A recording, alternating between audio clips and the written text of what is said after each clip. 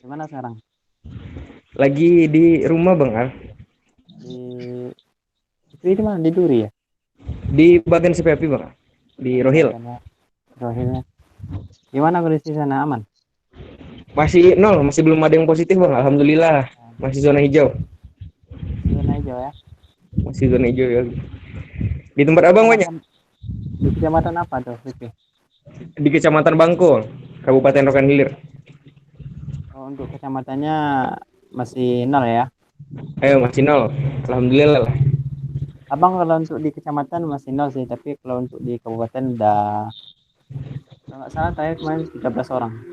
Oh, waduh, lumayan banyak juga Bang ya. Ya, untuk kabupaten Abang. Iya. Abang-abang, narasumber, terima kasih sudah hadir bersama kami.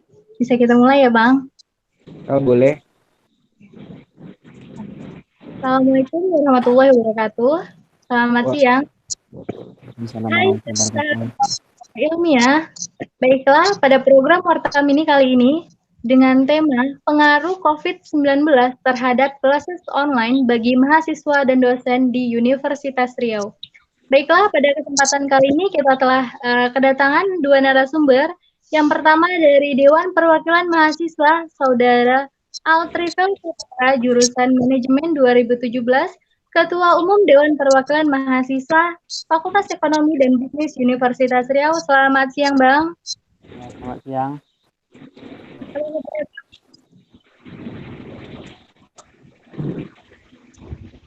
Baik, yang kedua dari ekonomi Fikri Hadi Islami, jurusan Manajemen 2018, Wakil Ketua dari EFEK. Selamat siang. iya selamat siang. Baiklah,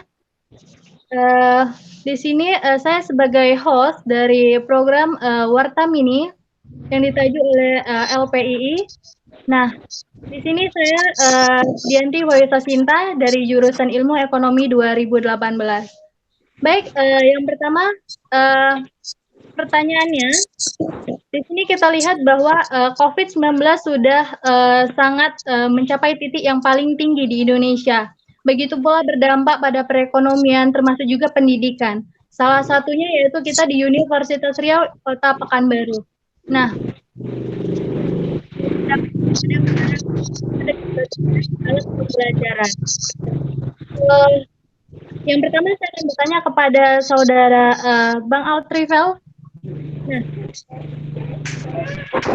bagaimana tanggapan Abang tentang pembelajaran daring ini, Bang? Apakah efektif atau tidak? Oke, ini langsung kita jawab ya. Iya, Bang. Oke, baik. Assalamualaikum warahmatullahi wabarakatuh. Waalaikumsalam warahmatullahi wabarakatuh. Baik, selamat siang teman-teman semua. Semoga selalu dalam keadaan sehat walafiat. Baiklah, mungkin kali ini saya akan memberikan tanggapan mengenai pembelajaran daring yang diadakan oleh Universitas Riau. Sejauh ini, kalau tanggapan Abang sendiri, untuk sejauh ini pembelajaran daring di Universitas Riau itu belum efektif. Kenapa? Ada beberapa alasan. Yang pertama, pembelajaran daring barangkali sejauh ini adalah pembelajaran yang pertama baru diadakan di Universitas Riau. Kenapa demikian? Karena untuk selama ini yang kita rasakan belum pernah Universitas Riau itu yang melakukan libur untuk selama ini gitu. Adapun kemarin itu dilakukan libur selama ini waktu masa kabut asap, itu pun tidak seperti ini gitu. Di kondisinya pun lebih Mungkin dahsyat yang sekarang waktunya ini gitu. lebih singkat ya, Bang. Iya. Nah, itu yang kemudian, itu yang pertama. Kemudian yang kedua, kita tuh tidak siap dengan kondisi yang sekarang. Karena apa? Karena kita tuh nggak pernah terbiasa dengan kondisi yang seperti ini. Kenapa? Untuk universitas yang pertama ataupun yang bagus dalam pelaksanaan daring ini, yang abang tahu tuh di Pulau Jawa, apa namanya itu ya? Yang atau Fikri ada yang tahu, ingat nggak? Itu yang di Jawa, Oh, yang kayak universitas Telkom swasta. University Bang. Telkom Ya, atau Telkom ada mungkin lagi. ini yang negeri atau swasta ya Bang? Swasta, Bang, ingat. Binus bukan? Ah ya, Binus. Nah, BINUS. iya. BINUS itu adalah contoh ya, itu bukan contoh yang terbaik dalam melakukan kuliah daring gitu. Makanya kita di Universitas Riau nggak siap untuk selama ini. Kenapa? Karena kita nggak terbiasa dengan kondisi seperti ini gitu. Makanya pembelajaran sekarang ini belum efektif. Pun tata cara pengajaran dosen pun belum efektif kalau dia dosen sekarang ini hanya mengasih tugas, absensinya pun tidak kalau kita lihat tuh nggak teratur ya, nggak disiplin gitu. Iya, benar. Kadang dosennya cuman ngasih waktu 10 menit gitu kan, waktu 10 menit silakan isi absen. Kadang-kadang kita juga harus paham juga kan kondisi untuk daerah kita ini kan masing-masing kan beda-beda, ada jaringannya yang bagus. Itu kan kadang pun ekonominya kayak itu ya, barangkali ada yang ada paket, ada yang nggak ada paket gitu. Jadi ini jadi permasalahan nih sebenarnya sekarang ini. Nah, jadi kalau tanggapan Abang ya sejauh ini kita belum siap untuk pembelajaran daring itu. Pun sudah kita coba, mau nggak mau ya harus kita coba gitu. Karena kita nggak tahu kan untuk pandemi ini entah sampai kapan. Entah nanti sampai akhir tahun 2020 atau bahkan nanti sampai ke 2021 kita nggak tahu. Yang pastinya setiap hari kita harus melakukan perbaikan, memberikan saran ya untuk dosen sesuai yang telah dikasih kemarin. Barangkali masing-masing dosen kemarin tuh ngasih pakai Google kemarin tuh ya. Ada Iya, pengisian Bang, kemarin? beberapa Ada ya? aplikasi yang untuk Ya mudah aplikasi ya. kelas. Kemudian untuk ngasih saran kan, saran masukan, nah itulah dikasih. Itu untuk pemasukan untuk kedepannya gitu.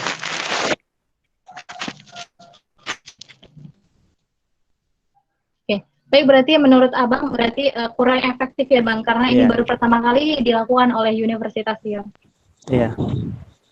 Oke, selanjutnya kepada Saudara Fikri, bagaimana menurut Anda? Apakah pembelajaran daring ini itu efektif atau tidak? Baik. Sejauh ini yang telah dijalankan. Baik, Assalamualaikum warahmatullahi wabarakatuh. Terima kasih sebelumnya LPI telah memberikan wadah bagi kami untuk berpendapat. Sebelumnya saya mohon maaf atas ada gangguan sedikit, mungkin ada suara motor lewat seperti ini, atau mungkin ada suara yang lainnya gitu. Nah, kalau masalah efektif atau tidaknya, mungkin sama saja seperti ini, sama saja seperti Bang Al tadi berbicara, tapi saya hanya di sini ingin merumuskan lebih gitu, kenapa ini dibilang tidak efektif. Nah, yang pertama, karena dosen itu di sini terkesan hanya memberikan tugas tanpa tahu tanpa tahu bagaimana sudut pandang dari mahasiswanya gitu. Nah, di sini saya sebagai mahasiswa melihat bahwa pembelajaran seperti itu tidak efektif. Kita tuh tak tahu gitu apakah mahasiswa itu membuka materinya, apakah mahasiswa itu mencari materinya begitu. Nah, kembali lagi di sini ada juga kadang beberapa dosen yang hanya sekedar memberikan tugas ataupun materi tanpa memberikan tujuan khusus bagaimana pembelajaran ini bisa disampaikan secara efektif. Nah, kembali lagi itu pemerintah sendiri memberikan usulan bahwa kita sebagai mahasiswa ataupun pihak dari universitas harus melakukan segala sesuatu dengan daring dengan menjaga physical distancing kita. Nah, tetapi pemerintah tidak memberikan bagaimana cara efektif gitu. Seperti solusi efektif bagaimana ini bisa terjalankan dengan baik. Mungkin seperti itu. Benar kata Bang Al tadi, ini tidak efektif, ini kurang efektif karena memang Universitas Riau masih belum siap untuk melakukan ini. Sedangkan untuk sarananya sendiri masih banyak yang terkendala. Seperti sarana kadang masih ada beberapa sarana online yang masih belum maksimal untuk mahasiswa gitu. Berarti dari segi akses internetnya yang kurang memadai di kampung halaman mahasiswa itu sendiri. Iya gitu. Gini maksudnya memang kita nggak bisa mensamaratakan gitu ya bagaimana kapasitas dari orang-orang gitu, bagaimana intensitas dari setiap mahasiswa untuk melakukan pembelajaran dalam daring ini gitu. Tidak semuanya itu berasal dari daerah yang jaringannya kuat, tidak semua juga memiliki biaya lebih untuk membeli kuota internet lebih gitu. Saya setuju dengan kata-kata Bang Al tadi. Nah, di sini yang perlu diingatkan lagi, bukan bagaimana cara bukan bagaimana membuat ini menjadi selesai, tetapi bagaimana menginginkan ini dengan baik, gitu. Melaksanakan yang ini dengan baik.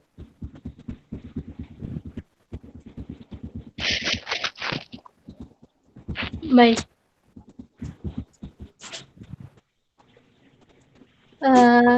Selanjutnya, berarti menurut para saudara itu pembelajaran online ini tidak efektif karena di beberapa faktor, yaitu yang pertama mungkin ketidaksadaran dari mahasiswanya itu sendiri, kemudian akses internet juga yang susah. Iya.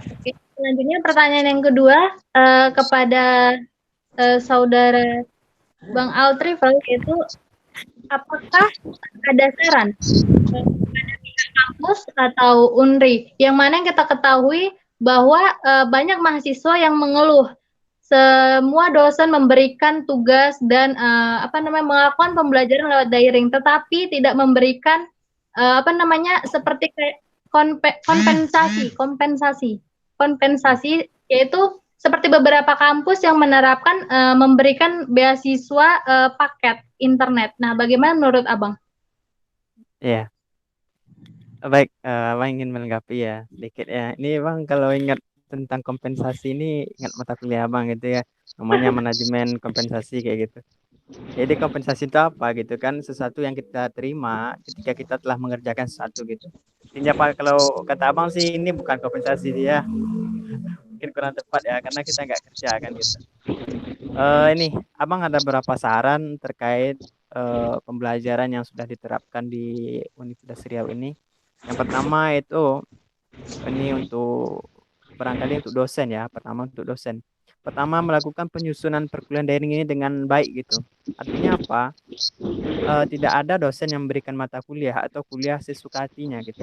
Terkadang kan dosen ini kita masuk besok ya gitu kan. Kita besok nanti malam masuk ya gitu. Jadi artinya orang ini kan waktunya sudah ada direncanakan, jam sekian ada kegiatan ini, jam sekian ada kegiatan ini. Jadi kita nggak bisa seenaknya kita ngasih tugas, ngasih masuk kuliah jam seenak-enaknya kita gitu. Itu sih untuk dosen yang pertama. Kemudian yang kedua untuk tugas, memang tugas ini memang jadi keluhan bagi mahasiswa. Dan juga Abang rasakan seperti itu gitu. Tugas baru masuk satu, besoknya masuk satu lagi gitu. Nggak ada henti-hentinya kayak gitu. Dan banyak ke tugas-tugas bentuk makalah, dan makalah. Jadi Abang juga bingung juga kan, ini materinya tentang apa sih? Apa materinya makalah atau mata kuliahnya makalah kayak gitu. Padahal mata kuliahnya lain, materinya pun kurang menarik menurut Abang kayak gitu. Karena yang dibutuhkan di sini adalah yaitu lebih ke diskusi lah. Itu yang kedua. Kemudian yang ketiga, berikanlah tugas ke mahasiswa untuk sekarang ini. Boleh berkaitan dengan mata kuliah, tapi kalau bisa tuh sangkutkan dengan kondisi kita sekarang gitu. Artinya apa? Misalnya buatlah kayak artikel atau seperti bacaan-bacaan seperti itu kan yang bisa dipost ke media sosial terkait pencegahan himbauan untuk memutus mata rantai penyebaran COVID-19 ini kayak gitu. Nah, kemudian yang terakhir, karena kita sekarang mengadakan perkuliahan online gitu kan, daring, jadi diharapkan memang diberikanlah bantuan kepada mahasiswa gitu. Ya, kemarin walaupun sudah diberikan bantuan, kemarin udah semuanya ya bantuan ini kuota. Udah semua ya? Belum. Di jurusan, tetapi apa namanya Berapa prosesnya? kemarin? 50.000 ya?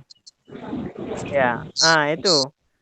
Kemudian tuh kan kita diberikan bantuan berupa kemarin kuota, kalau nggak salah 50.000 ya? Ya, 50.000. 50.000 ya. Diberikan kita bantuan kuota 50.000. Cuman dengan pakai nomor kakak dan sebagainya, Abang rasa ini sangat rumit sekali kayak gitu ya. Iya. Efektif gitu. Jadi ini membuat mahasiswa malas.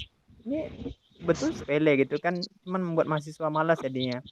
Abang pun kemarin mau ikut juga, cuman karena pakai kakak, entah kakaknya nggak jumpa, atau ini kan ada jadinya nggak diurus kayak gitu. Jadi Abang rasa itu tidak efektif. Jadi kalau memang perkuliahannya berlanjut, nantinya barangkali setiap bulan dikasih lah ke mahasiswa kayak gitu.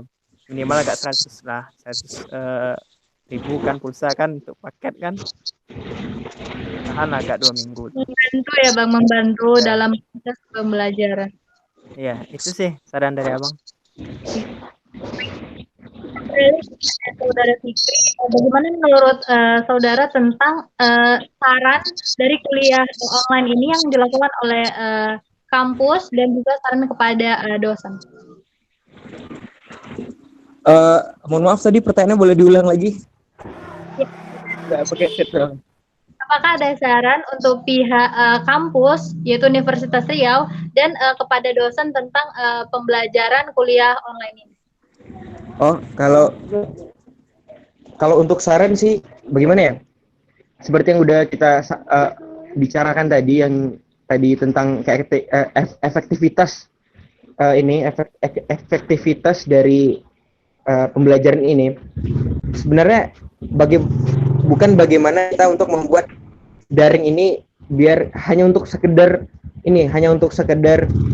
menjalankan, wah kita kuliah daring, paling tinggal kasih soal nanti suruh mahasiswa jawab, itu dari sudut pandang dosen ya gitu. Nanti saya di sini saya membawa dua sudut pandang dari mahasiswa, satu dari dosen, satu. Nah, seharusnya itu pihak kampus ataupun universitas itu harus bisa memaksimalkan potensi baik dari mahasiswa sendiri maupun dari media yang bisa kita gunakan sekarang, seperti kita menggunakan Classroom, seperti juga kita menggunakan Zoom gitu. Bukan hanya sekedar menyelesaikan ini dengan ada kita dapat protokol dari pemerintah gitu, bagi protokol untuk belajar daring, untuk seperti yang baru ini new normal lah apa itu, tetapi kita nggak bisa memaksimalkan itu. Tetapi dari sudut pandang mahasiswa juga, seharusnya mahasiswa harus bisa memaksimalkan juga bagaimana caranya belajar di tengah COVID ini, bagaimana caranya belajar di tengah segala keterbatasan ini sendiri. Seperti contohnya gitu, ketika kita diberikan suatu materi di Google Classroom, jujur saja nih, kadang-kadang kita sebagai mahasiswa juga ada rasa malas gitu. Di hari itu kadang kita ada niat mau buka pelajaran, kadang-kadang kita lalai akan pelajaran itu, walaupun belajar itu merupakan suatu hal yang wajib ya untuk kita. Tetapi betul kata Bang Al tadi, cara diskusi itu merupakan cara yang bisa dibilang bagus lah untuk saat ini, untuk bisa dilakukan gitu. Nah, seperti juga kita kaitkan dengan teknologi sekarang. Ini apa sih melakukan sebuah praktek-praktek yang banyak bisa dilakukan di internet gitu, seperti berjualan online, ataupun berikanlah mahasiswa itu sesuatu yang bisa berguna untuk mereka dan bisa bermanfaat juga di masa yang sangat tidak baik ini, pandemi COVID.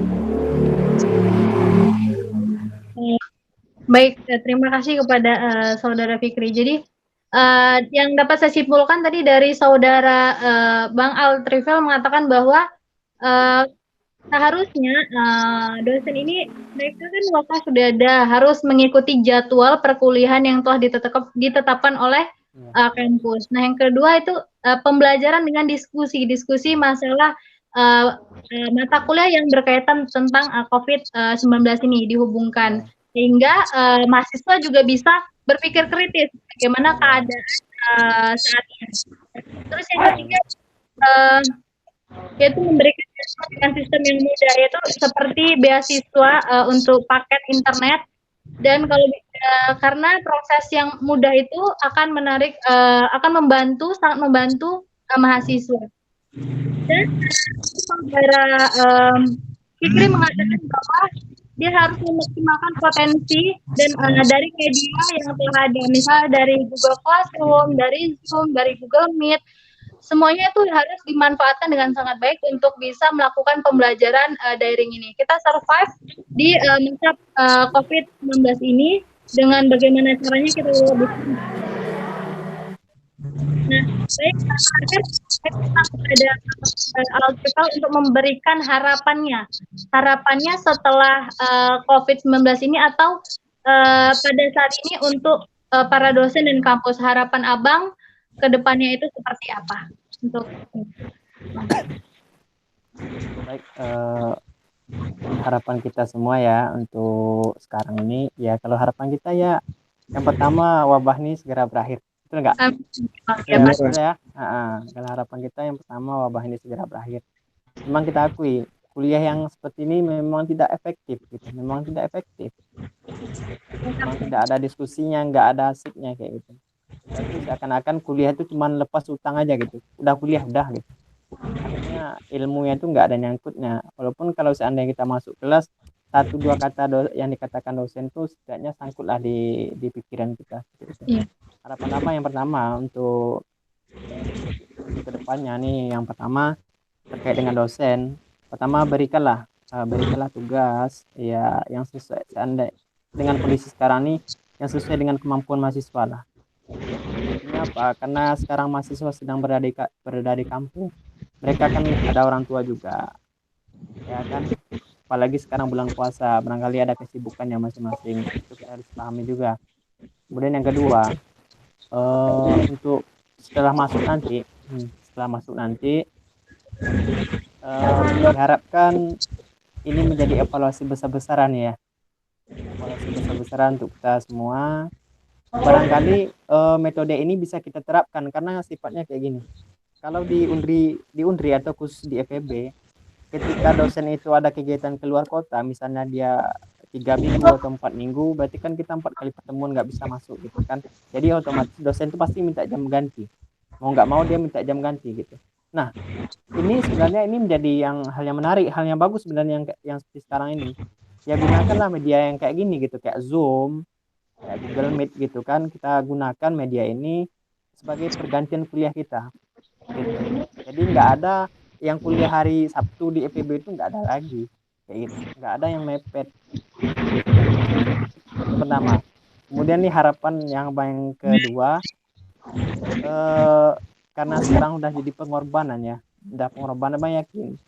Sekarang ini ekonomi lagi terpuruk gitu kan, paket harus tetap dibeli gitu kan, ya paket harus tetap dibeli, mahasiswa harus pokoknya harus ada paket kayak gitu ya, harus ada paket. Harapan abang jangan sampai ada nanti nilai yang mengecewakan mahasiswa. Iya. Itu harapan abang. Ya. Jangan ada sampai nilai yang mengecewakan. Apalagi nanti sampai mengulang kan, mereka udah beli paket, udah buat tugas kayak ini itu gitu kan, dapat nilai D atau E, ini sangat mengecewakan. Harapannya ini jadi pertimbangan bagi dosen dengan kondisi perkuliahan kita seperti sekarang ini gitu. Jadi sih. Iya, Bang. Baik, Bang. Terima kasih atas waktunya, Bang. Pada kesempatan online kali ini pertama kalinya ya, Bang. Iya, yang pertama nih. Ya, kepada Fikri juga. Terima kasih banyak atas waktunya, Bang.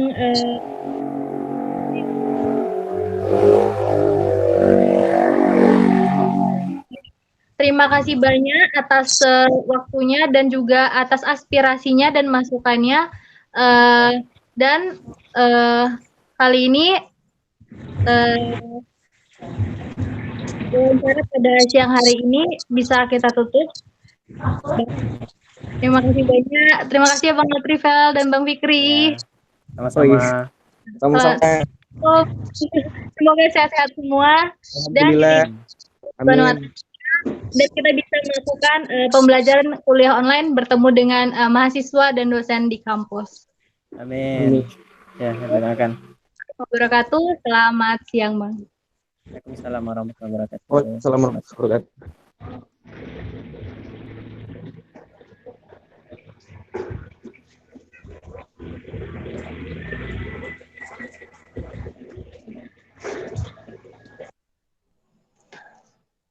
Aduh, Salwa. Fikri, berhenti record, Fikri.